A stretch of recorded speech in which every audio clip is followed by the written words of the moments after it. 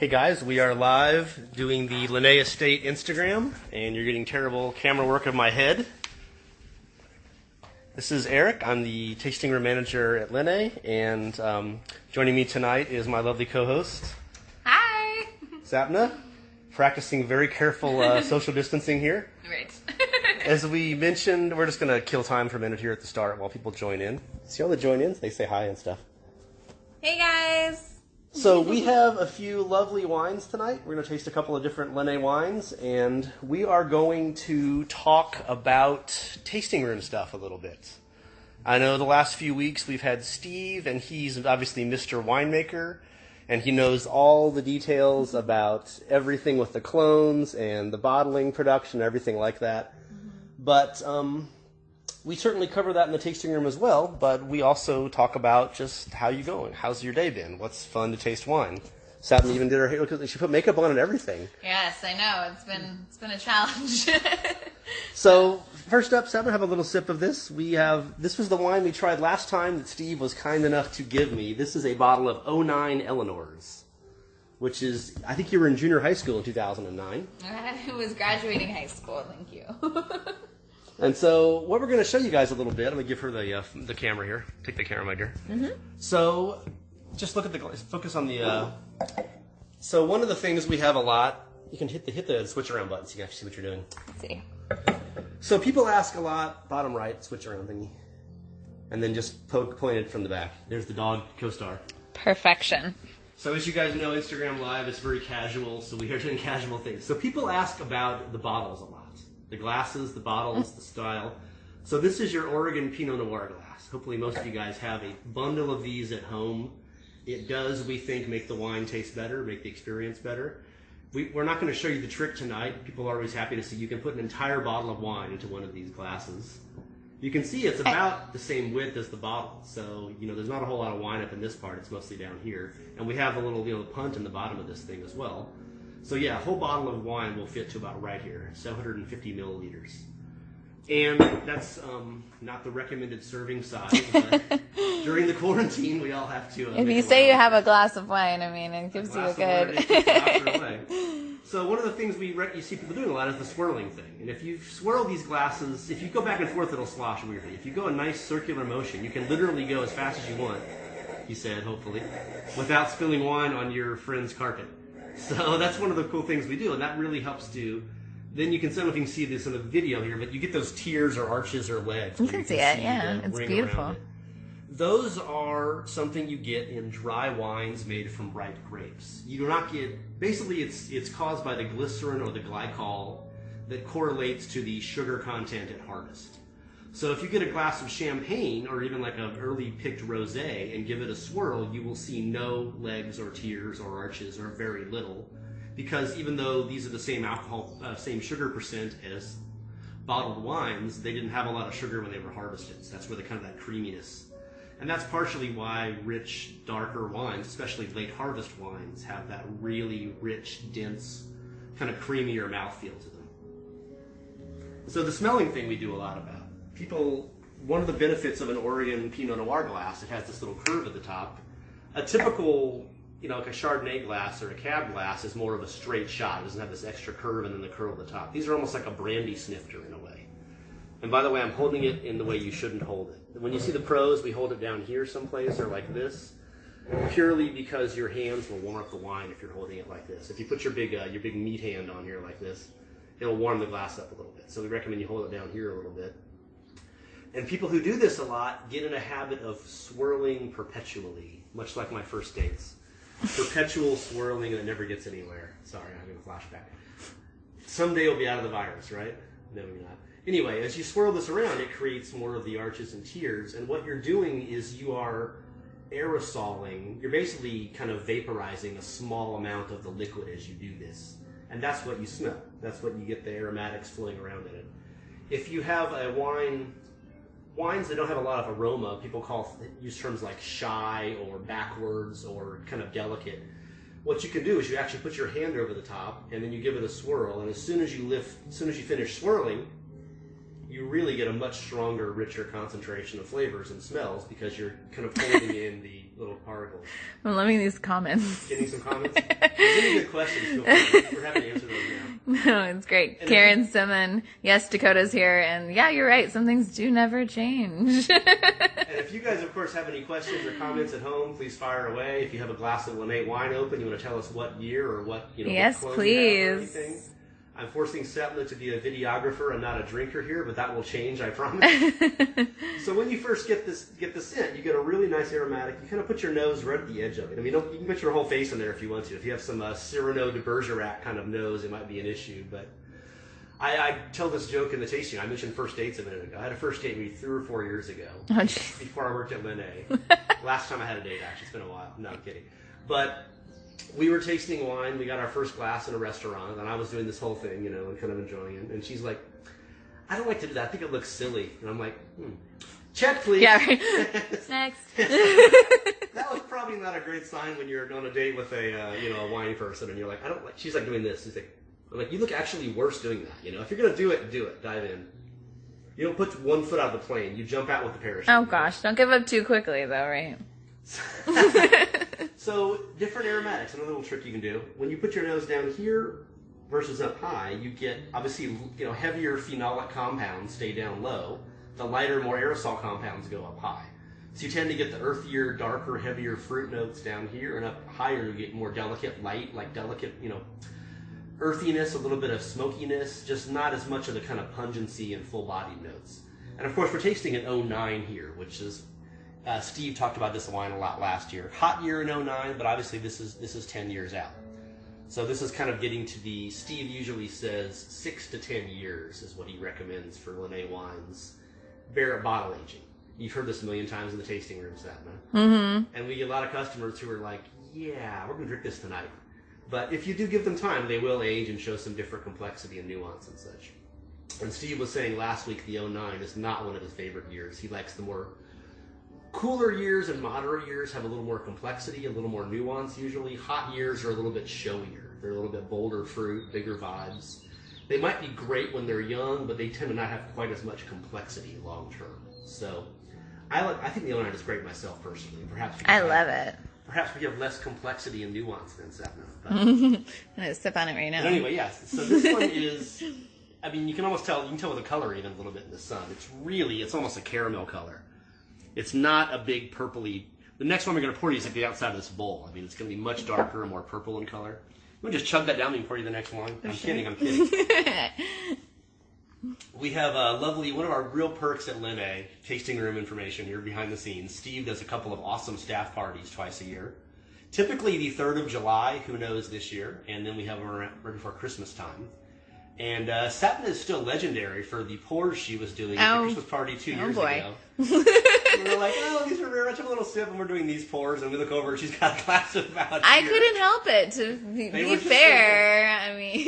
She was not driving. It was Christmas holiday. No one complained. It was so good. But it is funny. That's something else. That's another thing I was going to actually mention.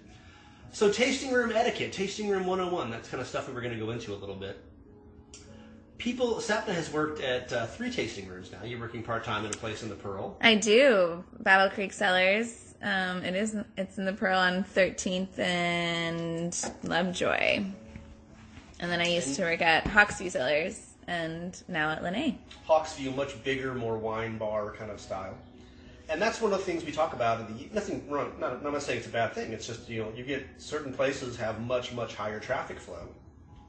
And you get a little more of a wine bar experience. You're doing more glass pours. People are kind of in their own groups. And the associate may just come by at the start and get people started and then just kind of check in occasionally. Which ironically, we're doing a lot of planning now for how we're going to reopen as we go into the social distancing, yet restaurants are still allowed to be open, probably looking at maybe in June here, hopefully.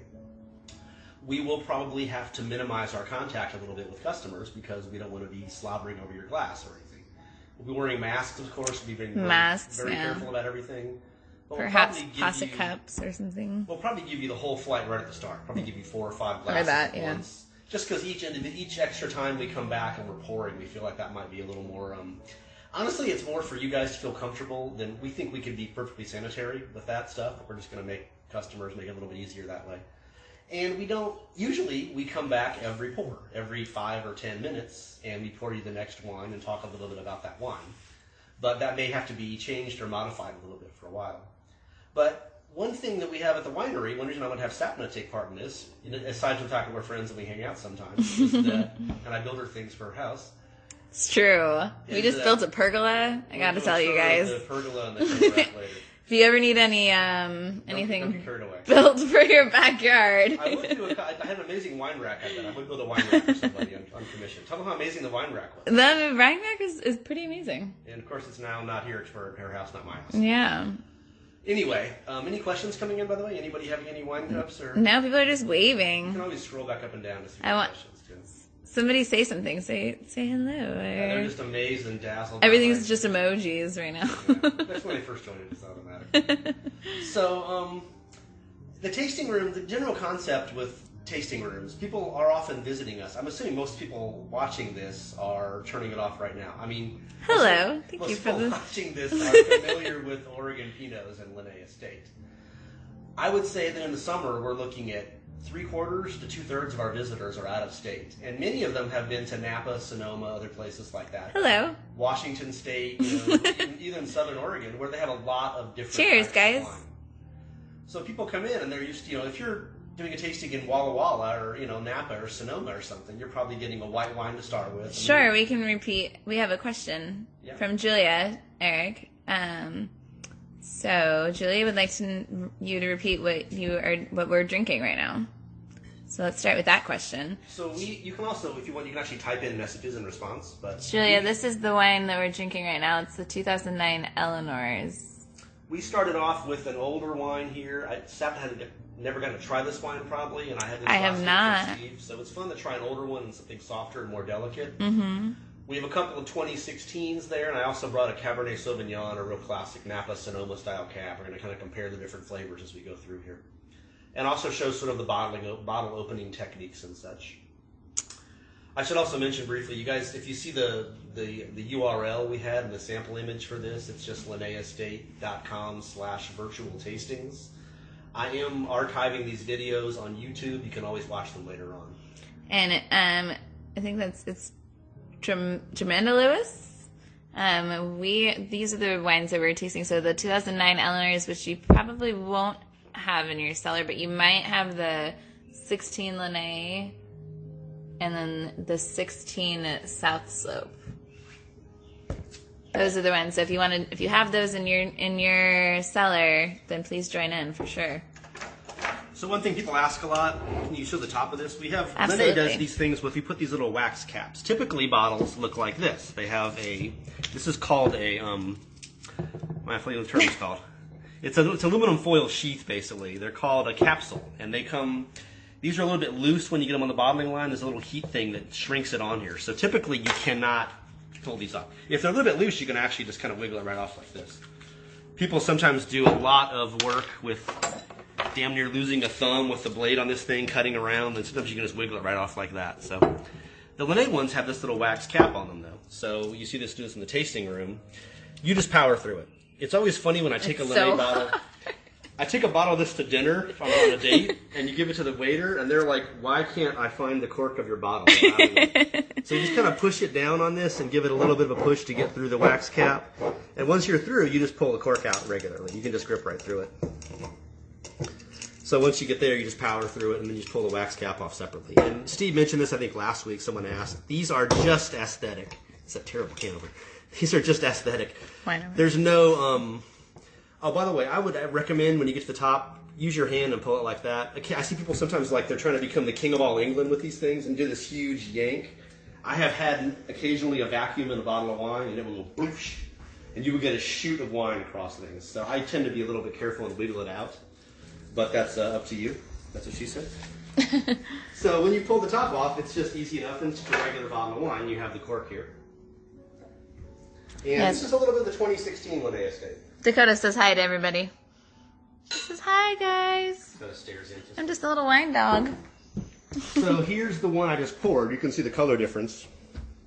You can do side by side here on this. Much more dark purple. That's just because it's a much more recent vintage. And, of course, different wines have different colors. Pinot Noir is a very dark-colored grape, but it's not especially a dark-colored wine. You don't get as much extraction with Pinot as with some fruit. You have we used to joke, I used to pour a lot of Malbec in my previous place, and we called it a tooth-staining Malbec, or inky. I mean, it's like squid ink. Hey, guys. Petite Syrahs can be super dark as well, but Lenne wines are a little bit lighter in style because they're Pinots. And one thing I was saying a minute ago is how you set up a tasting flight. You like She's not allowed on the couch. She's on the couch constantly. She'll be there sooner or later. It's a brand new couch, Karen. So if you go tasting wine in Napa or Sonoma, the first wine is usually a white, or a rosé perhaps, and then you're usually going to get like a Grenache or a Cinsault, and then you go a little bit heavier, maybe like a Tempranillo, get into the Syrahs, maybe the Pinot if they have that as well, Zinfandel, and then you're getting into the really heavier wines that will be later in the flight, Petite Syrahs, Cabernet Sauvignons, that sort of thing. Yeah, that's going to be so. When you taste wine in most places in Oregon, in Willamette Valley anyway, or certainly at Lenne, we have a Chardonnay and sometimes a Rosé, and then it's all Pinots. So the way we differentiate and kind of stagger the flights at Lenne is we go from the lighter to the heavier wines. And in this case, this one is, that's the Eleanor's, right? Mm-hmm.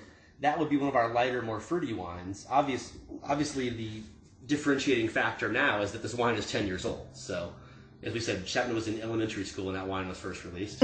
You're getting younger by the minute here. Yikes. I'm going to be 30 soon, actually. Me too. I'll be 39 again. So this wine, let me give you a little splash here. Yes, please. And to finish off your last little tap there. I always joke, we do blend our wines a little bit, but hopefully not in the glass. It's more of a production space thing. Thank you. People sometimes ask for, can I get a bigger pour, or they go, give me a really small pour. I've had a lot of wine. We try to aim for about 1.25 ounces. It gives you, this is probably a little bit bigger tonight, actually. Robert sent a request to be in your live video. How do I? Ignore it. I can't do that. We can't do it. That'll be a split screen with Robert, so no offense, Robert. But. Sorry, Robert. So when we first poured, you always see us doing the sniffing thing, the nose thing. Obviously, these are brand new bottles here, except for the 09, so I'm not going to drink a wine that's corked or oxidized. But really different compared to the first one, right, Sapna? I mean, this is just absolutely much fruitier, much earthier, kind of like a bolder note. Mm-hmm. And this 16 is a great year, so it's hard to go wrong with these. Cheers, guys. I just looked through my own cellar before I came over today and grabbed a couple of bottles off the top. So these aren't a huge representation of, different years, but the 16 Estate is our flagship blend, 2016 Lenne Estate. Everything at Lenne is, I'm sure you guys know. That's okay. I'm sorry that we couldn't do that.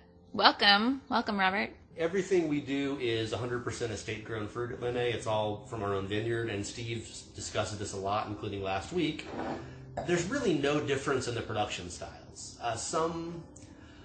A lot of the larger wineries in the valley, you can only get so much fruit from one vineyard. So if you start trying to we do about 2,000 cases a year or less usually. We did about 1,200 cases last year because we had that wet, difficult season, lower yield of fruit. The bigger wineries in the valley sell 200, 300,000 cases a year. That's when the ones you see in Costco's and Safeways and all around the country, they have multiple vineyards and they source fruit from all those vineyards. And they're just different style vineyards, different regions, different elevations, all that kind of stuff. Lenne, we're very small. We're all in-house. It's all made from our one little 15.5 acres of fruit. So there's pretty consistent flavors throughout. One of the things we get a lot in our summer visitors, I'm sure you've heard this from people in Sapna, is they'll say, this is the first place I liked every wine I tried. Oh, yeah. Which is, that they maybe not like any of the wines they tried. But if you like one of our wines, you're probably going to like all of them. Especially even, I hear that a lot with the Chardonnays. People they don't know if they want a Chardonnay. They're like, I don't drink Chardonnays. But then they try one of Steve's Chardonnays and they're like, this is nothing like I thought it was going to be. We did that last 2 weeks we had some Chardonnay. Yeah, pretty amazing. And all of the Pinots that he makes are just exceptional. People jokingly call it the ABC Club, anything but Chardonnay. And they have only ever had Chardonnays that are, $8 a glass house Chardonnays, bad airplane wines, wedding wines. And they get a good Oregon Chardonnay, and it's crisp and refreshing. I don't have one tonight, so we're not going to go too much detail on this here, but the Chardonnay is about 150 cases at Lenne. It's a very small sliver of vineyard at the bottom of the hill. And it's an in-house product. It's mainly because Steve's wife Karen really wanted a white wine, and it's been really popular for us. Oh, thank you. Yes, Robert wants to know more about our Pinot. So, Robert, the Pinot Noir, all made on site. I will post, if you look on our website, just go to lenneestate.com. There's a page for the vineyards. It talks about the vineyard a bunch. It's got a big map of the vineyard that shows all the different blocks where the clones are. And Steve did the clone thing last week, but this is our most common question, I would say, in the tasting room. This is the one that Sapna calls me over to answer usually. Yeah. So very briefly, clones are an unnecessarily scientific term. People who don't know about this come in and see clones and think, oh, it's made in a lab, it's like some genetic hybrid or something. No. Clones are naturally occurring kind of subtypes of every grape in the world has clones that have evolved over the centuries human beings have been cultivating these grapes. They are generally geographically linked. So at Lenne, we do a clone called Pommard that comes from the Pommard region of France. We also have 4 different clones that are Dijon clones. Those all have numbers. The ones we do are 114, 115, 667, and 777. There will not be a test, I promise. But all those clones, the Dijon clones come from the Dijon region of France, and they tend to be a little bit lighter and fruitier in flavor. The most common clone in the valley, which is not grown at Lenne, nothing wrong with it, we just don't happen to have it, is called Wadenswil, spelled with a W.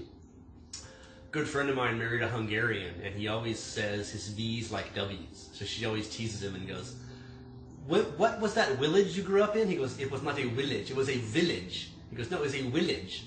So people often say Wadenswil. It is spelled with a W, like Wadenswil. Robert has it when he visits his daughter. Sure. Wadenswil, or Wabert. Wabert is from Wadenswil, what? No. It is north portion of France, up by the Swiss-German border a little bit, as far as I can recall. And there are a few other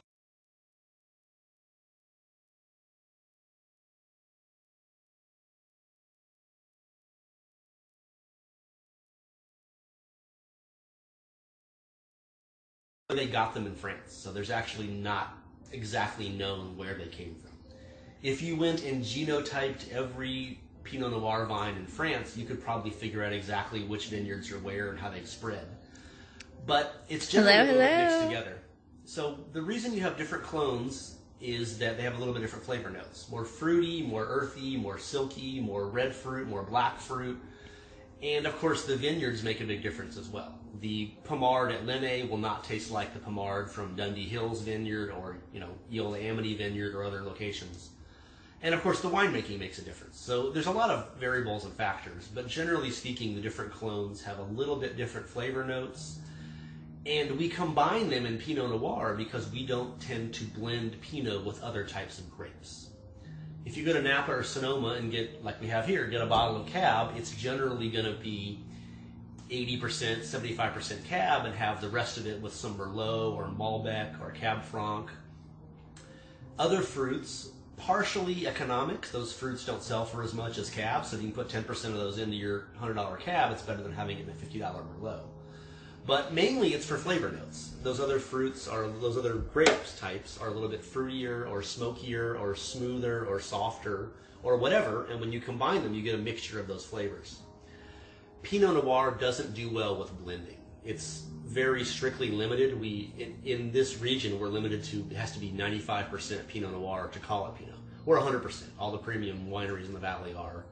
But if you get the more, I don't want to say a $2 chuck certainly of Pinot, but the more entry-level Pinots, they will blend a little bit of sometimes a Gamay Noir or a Maréchal Foch or something in to add a little more depth and earthiness because they're doing very high-yield Pinot, which doesn't quite have as much flavor as depth. We have very low-yield Pinot on premium sites.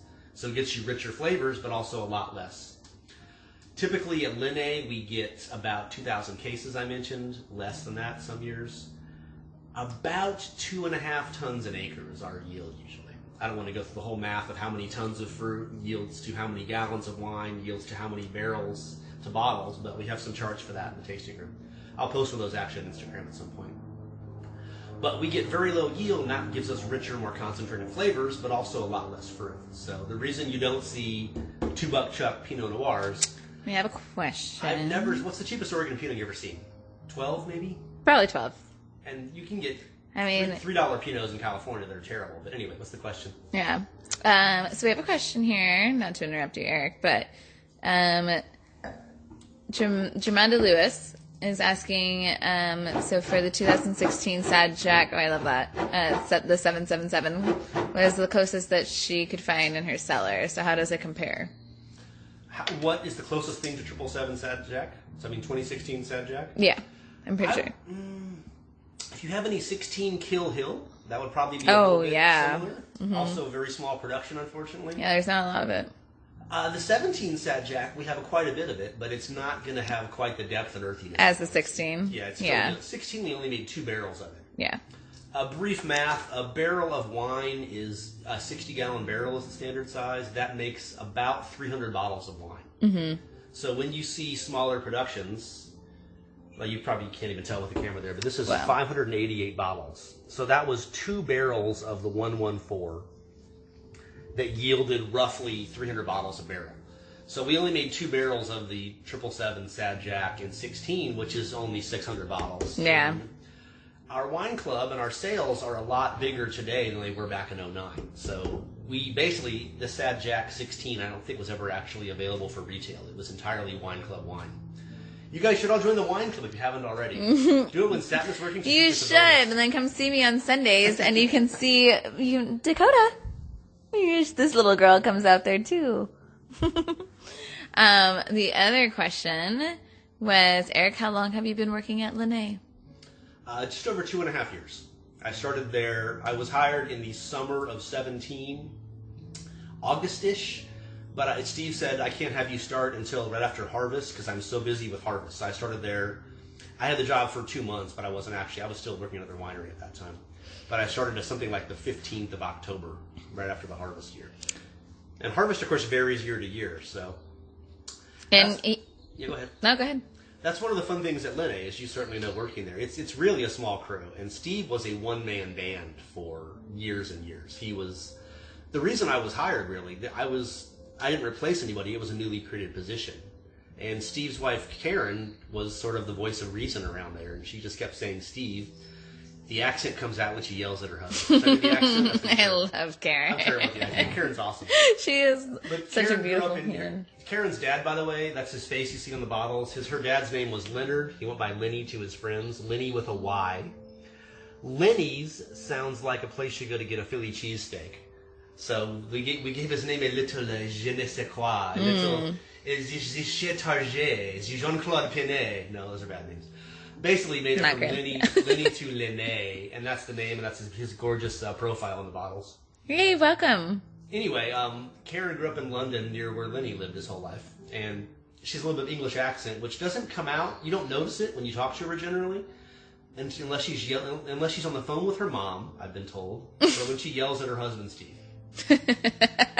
So we had a funny thing a couple of years ago where a sprinkler pipe burst in the outside in our little grassy lawn, and Steve had to dig this big hole up to get down to the PVC pipe and fix it.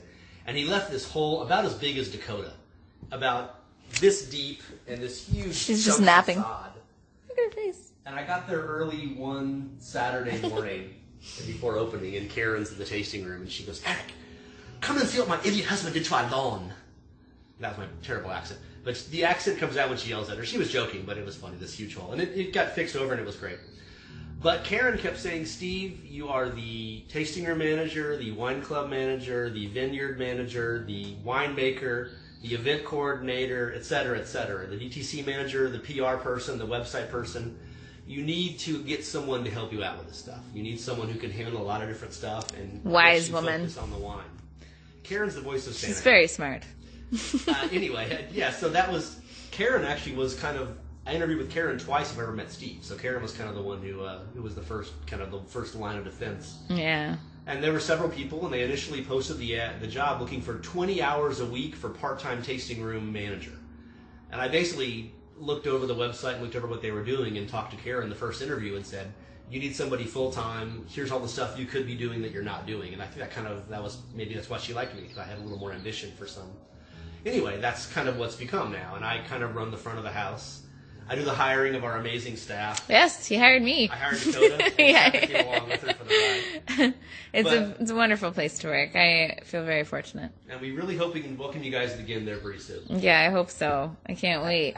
Jermonda Lewis says, dang, she's feeling special. That we used the Corvin to open, and she's also a part of our wine club. Awesome.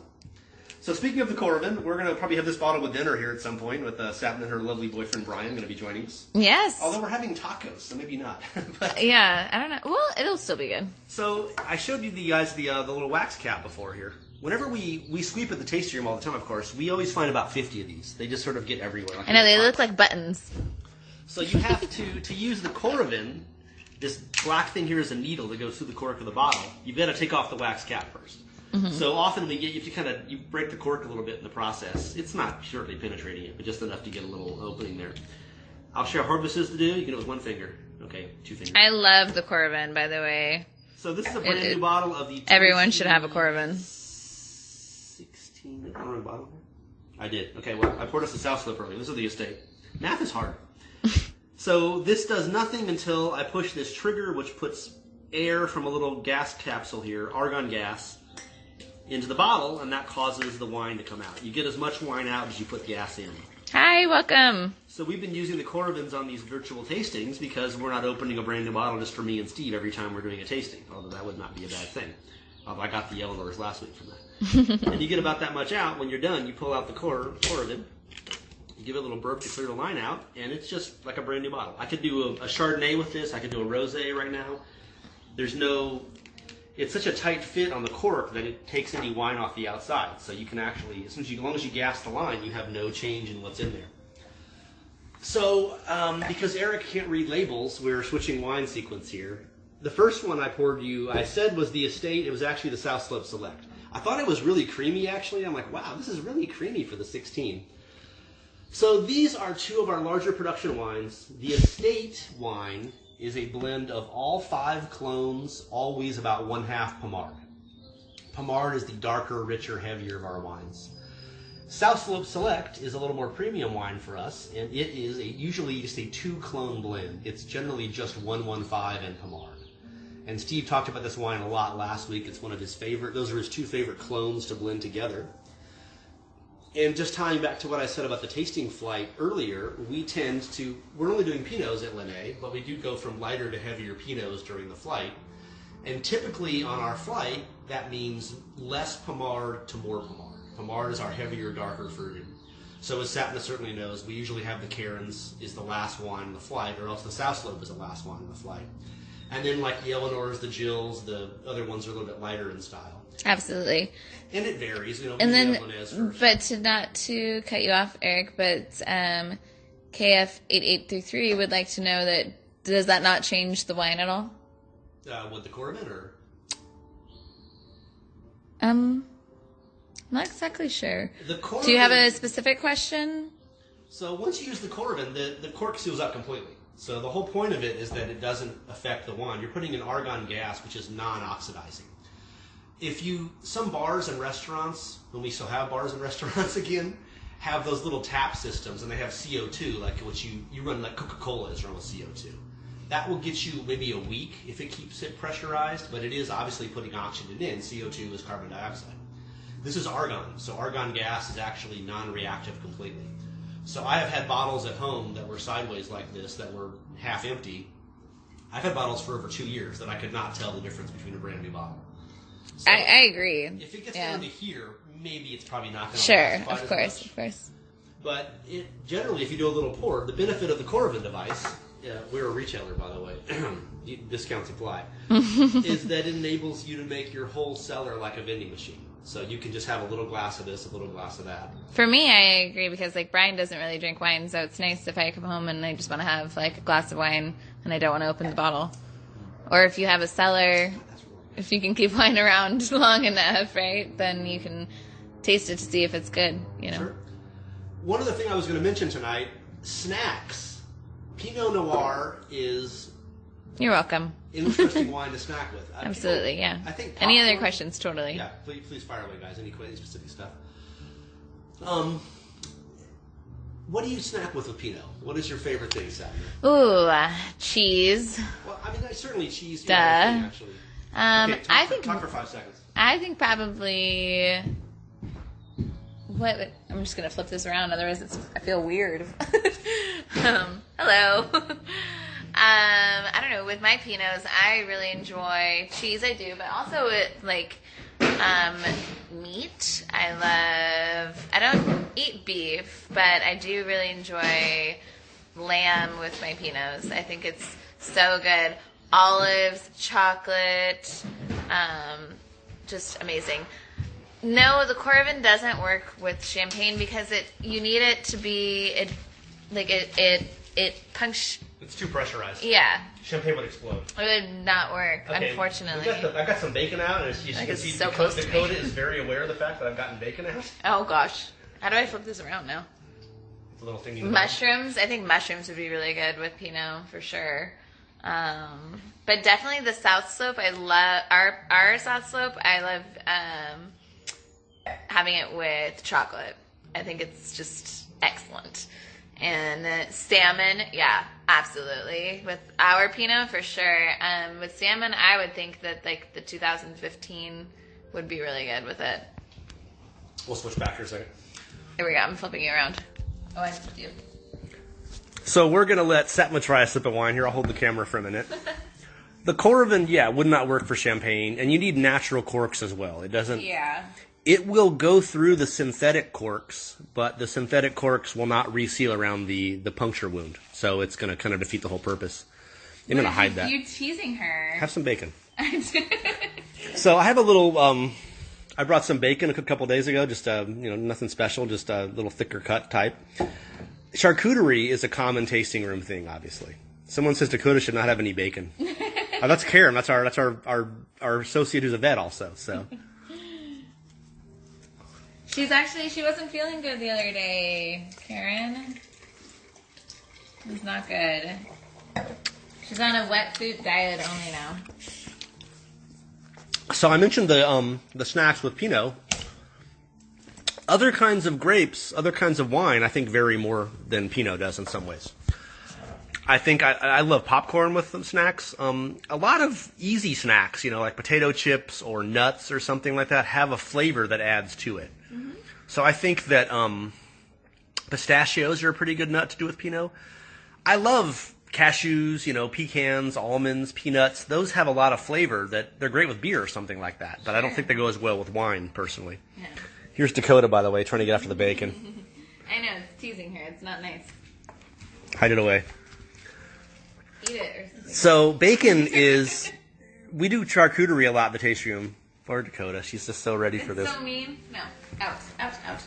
I call bacon charcuterie on crack because it's just got that extra little bite of, it's greasier, it's earthier, but have a little bite of the bacon.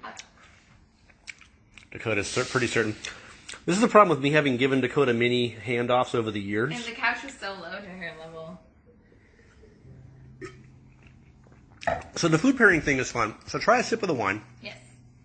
Tough job, but someone's got to do it. This is the 16. You still have the South Slope, right? We didn't give you any Corvin. So kind of get a sense as you taste that, how that's kind of creamy and soft and earthy and a little bit of spiciness. Yeah. Now have a little bite of bacon and kind of chew it up in your mouth. And then try the sip of the wine. And this is kind of how you can really do food pairing stuff with your wines, where... So get it all chewed up, like really kind of masticated around in really little nibbles. Just kind of get that greasy flavor in your mouth. Mm-hmm. And then take a little sip of wine and kind of wash it around your mouth. And we're all going to stare at you while you do this. No, this is not awkward. Don't feel self-conscious at all here. Just don't burp or anything. And here's Dakota. Still trying to get a co-host going on here.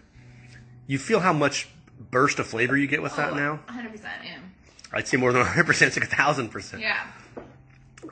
Pretty amazing. Another thing I've discovered, I love pairing. Really unusual, you wouldn't think. These are sour cream and onion flavored Pringles. I prefer like Ruffles or something like that. People are on a budget right now. Right? But if you do, I think sour cream and onion actually works really well with. It doesn't have the same kind of food pairing thing you get with charcuterie or cheese or something. Yeah.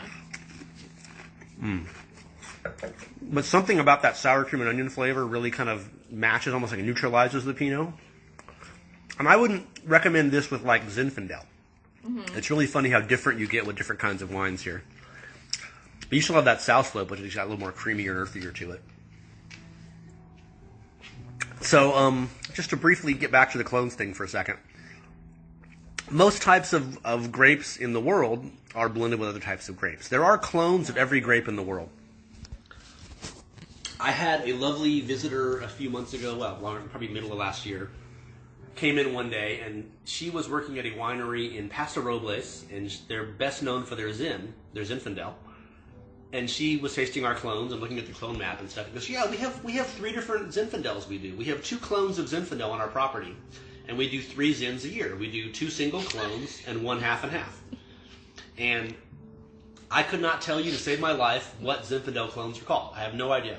But they exist, and just like Pinot clones, typically if you're blending Zin with Syrah, that's going to be a much bigger factor than different subtypes of Zin in the clones.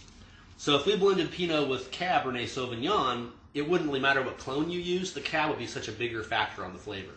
But because we don't blend Pinot, we get Pinot with other kinds of Pinots for clones. That's how you get really subtle nuances of it. Do you recall when you were new at Lenne, Sapna? You've been doing Pinot for a while. Could you tell the wines apart initially? It took a little while to kind of get used to the Cairns versus the Kill Hill versus the South Slope. Oh, absolutely, it did. Yeah, I think that something that is wonderful about Lenne wines is that they're all very unique to themselves, and so it was hard to kind of differentiate them between each other because they do hold that value. I think it's pretty rare and it's beautiful. And Taco Colabo said that they never thought about wine and bacon pairing and chips. Bacon is awesome. Hey, also, during this time, get a good bottle of wine and you can pair it with anything. Yeah, it's really, you can't go wrong with crackers and cheese. Almost any kind of crackers or any bacon kind of cheese is actually pretty amazing. That was pretty good. We have this. You'd have wine for breakfast. I would never do that unless I wasn't working that day. When I started working at Lenne 2.5 years ago, I mentioned, I had been doing food. Steve had never done food at the tasting room. He'd done food for, pickup parties and stuff. He has this amazing wood-fired pizza oven. I'm missing the pizza now. Oh my gosh, me too. But he never had charcuterie or cheese boards. And he said, one of the things was, hey, you've done these before. How did you do them? And I was like, well, we had a nice tasting room, but it was very small. I had no kitchen. I had a little hotel-sized fridge, about yay high. And I had no prep space. So I would just go to Costco and get the pre-sliced salami, which isn't bad. It's dry Genoa. It's good stuff. And I would get cheeses, and we make little boards like that for there. And Steve was like, we're not going to do that. Steve's like, I am going to get a deli meat slicer. We spent almost, I think, about $1,800 on a deli meat slicer, which obviously is not here, but it's in the tasting room. And it's got that big wheel about as big as a record that revolves around, and you just get that little arm and goes zing, zing, and you can cut these Pringle thin slices of salami, or even thinner. And obviously bacon's a much more thicker cut, but the really thin slices of premium salami just melt on your tongue, and it really gives you an amazing... It's not the same Gosh, you're as making me all so hungry. We have those bologna thick slices. I want to know what everyone's making for dinner tonight so that we can help you pair your wine appropriately. Somebody tell me what you guys are making for dinner. So I poured myself a little bit of the Cab. I have a little more of the Pinot. Look at the color difference on these two. Totally different. This is inky black. This is look at the Cab. It's 100% Cab, but it's 72% Napa, 28% Sonoma. So it's not a single vineyard, obviously.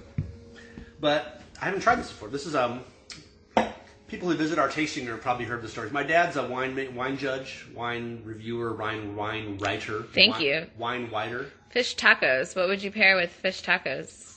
Probably, personally, a margarita. You could have some Corona with it. The beer. No, from Lenne wine with fish tacos. Probably the Chardonnay. Chardonnay and the Rosé would be nice. I think that you, Julia, JS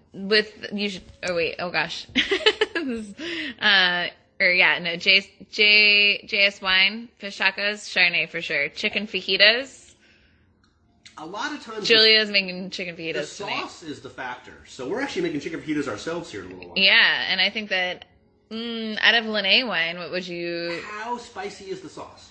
Oh, gosh. Now we're asking more questions. So, people say salmon. If you have a salmon with like a pesto sauce or a cream sauce, it's very different than just like a Chicken fajitas with Lenne wine, I would say probably like the 16.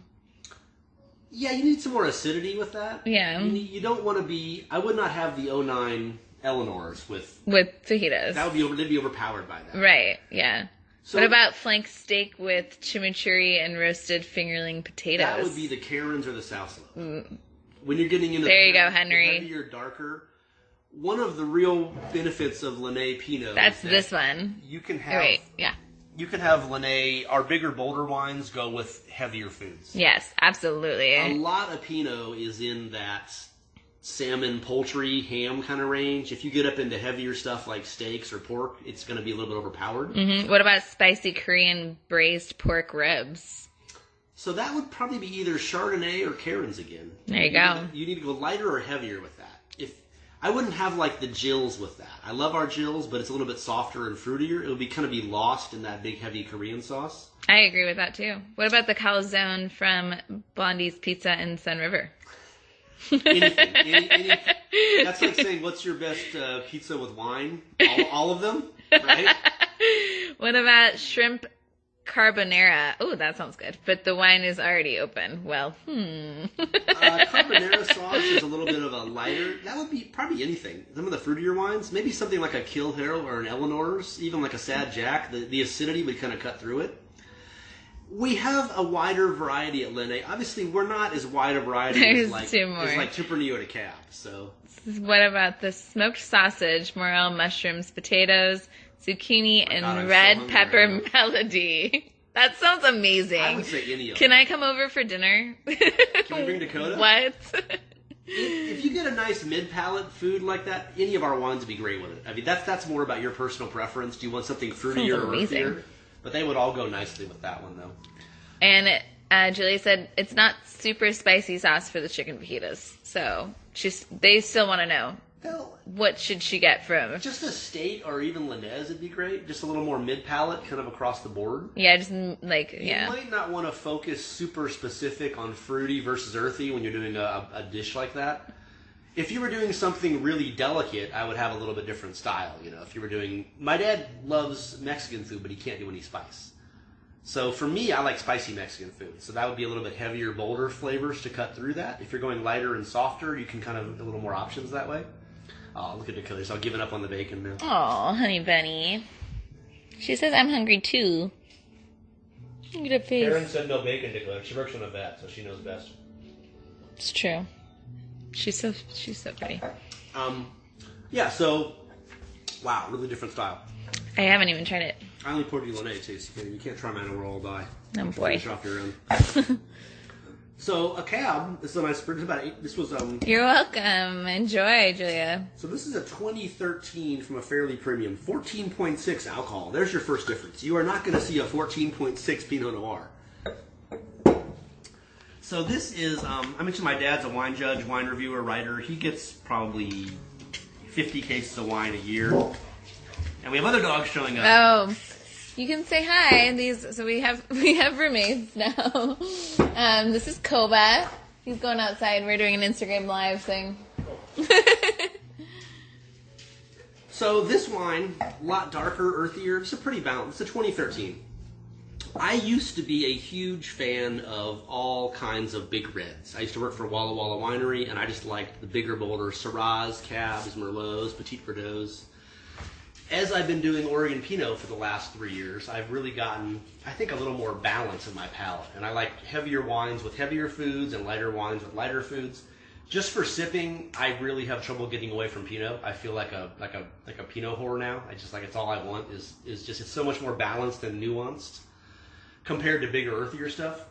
This wine is awesome. A first sip. You going to try this one yet, Sapna? No, I haven't. You're so dedicated to your videography. I know. I'm trying to make sure that you look at it every angle. Too late for that. Talk to my parents about that one, unfortunately. So, how's everybody's haircut doing, by the way? I haven't had a haircut or anything in about 2 months, and I buzzed it myself recently, and it's looking a little severe, but... I know, it looks good. It's better than wearing a hat all day. Oh, yeah. wow, this is very... earthier. It's got a whoa. lot of brambles. You get that kind of blackberry, that kind of... Absolutely. Kind of like a nuance to it. Yikes, that is definitely different. So this, to me, is more of a food wine. So this would For be sure. amazing. Someone said the chimichurri on the strip flank earlier. Yeah, this would be good for you. This would be amazing. Or even like pizza or something like that. Yeah, something hearty. This isn't bad. It's pretty balanced. My dad does this wine judging stuff, and he routinely will get... He writes for a publication called the California Grapevine. You can look it up online. They're kind of at a conundrum how to do... It's all panel judging, and they're trying to figure how they can do that now with, social distancing in effect. But he'll routinely go to these grapevine tastings, and they'll do 2 flights usually. I get to take part when I'm in town, which is awesome, but I'm not there all that often. And they'll have, 8 or 10 cabs, and literally they'll be $150 and up. It'll be like $150 to $300 for these cabs. And none of them are good. They're new releases. They're all huge, earthy, smoky, tannic, heavy fruit. And you're like, oh, it'll be great in 8 years, We recommend aging time. I totally support you. Definitely go to the backyard and sip some wine and barbecue for sure. Grab a bottle of Lenne. Around the back, Koba. So anyway, this wine, a lot of the newer California cabs are very heavily 100% French oak, sometimes more. This is generally aged for about 2 years in new oak, and they can actually do a 200% new oak on a cab. After 1 year, you take it out of the existing oak barrel and put it in a new oak barrel. So I don't know what this one is actually done that way, but this is pretty well balanced. But it's also a 13, so a lot of brand new oaky, earthy Syrahs and cabs and Merlots and stuff, to me, just need food. They need food to soften up that mouthfeel, whereas Lenne wines and Pinots in general can be drunk kind of by themselves in that way. All this dog action here is like, what's going on? I know. So we're getting I towards want wrapping 5 up dogs. here, guys. If any more questions or any more comments, hopefully it'll be me and Steve back next week. Hey, rude. Back in the tasting room. Just for the customers. You can come too, Sapna. You can hold the camera. All you guys need to vote for me to be part of this Instagram Live for Lenne. So, one thing we've done a lot at Lenne that people who know about it love them are the blind tastings. And we are going to do some of those on this in the future. So this will be having probably 1 bottle of Lenne wine. They'll all be in bags. They will be blind. I will Corvin a little bit of the bottles, and I will put them in bags, and Steve will mix up those bags and number them A through G or whatever. And we will actually taste them live for you guys. And there'll be 1 Lenne, and there'll be 4 or 6 other Oregon Pinot Noirs. And they will be very interesting in style. And we will not know which ones they are. So if we get a corked bottle or something, it could be grim, but hopefully we'll have that problem. But that'll be really fun to do the next times. And Steve also wants to do a real focus on our Kill Hill wine. So he's going to bring in some bottles from home. Boy, I tell you, it's a tough job. I don't know how I do this, Sapna. I don't know. I'm Go jealous. to the winery and drink Library Kill Hill with Steve. That's going to be terrible. It's going to be rough. But yeah, any last questions for you guys? Hope you guys are having a glass at home, enjoying yourselves. Thank you, Sapna, for hosting here. Thank you, Dakota, for begging for bacon.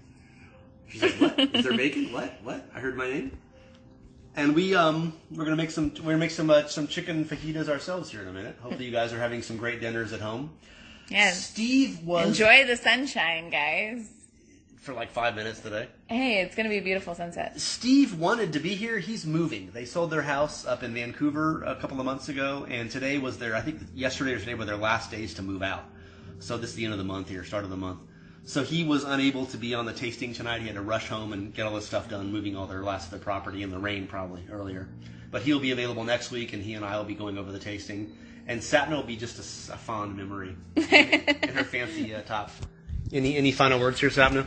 Thank you guys for letting me be part of your guys' tasting. I hope you guys have a good dinner, and please enjoy more Lenne wine and come see us when we open. And it looks like it might be middle to late May or else in June. There's some news today that they're opening up some of the counties here. Yeah. So hopefully not too much longer. We can get you guys back in. Take care of yourself. Take care of your dogs.